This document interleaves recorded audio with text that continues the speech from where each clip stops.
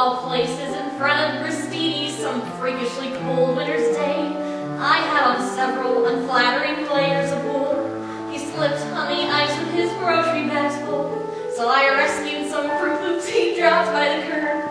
And he made some remark that my smile was superb. I thought that was sweet, and I started to go. And he said, hey, what you doing tomorrow? Because I will be here at the corner of Bleecker and Mercer tomorrow at 7. If you want to meet up, I'll be waiting right here. And in case there are two fellas waiting for you, my name's John. He waved, and then he was gone.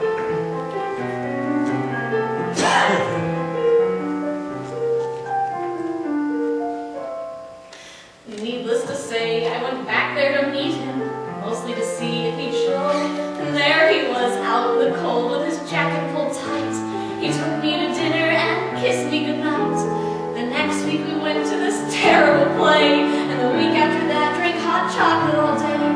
And suddenly 8 or 9 months had flown by, and we said, hey, what you doing the rest of your life? Because I will be here, right beside you as long as you want me to be. There's no question.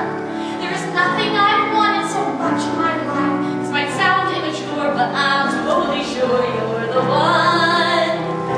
And we had just begun. We got hitched in September, our favorite month, with a rock band that played in this old synagogue. We got an apartment on West 17th Street and talked about children and getting a dog.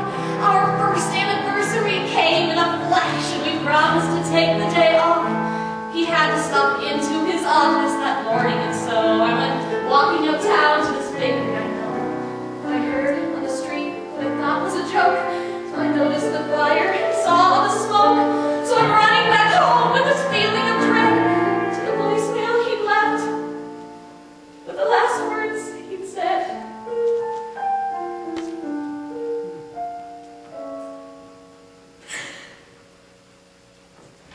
I'm sorry. I don't mean to ruin your evening by bringing up all of this stuff. You're probably wondering why I even called you tonight.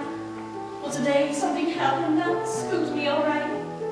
I discovered his Fruit Loops still there on the shelf, and I cried, and I couldn't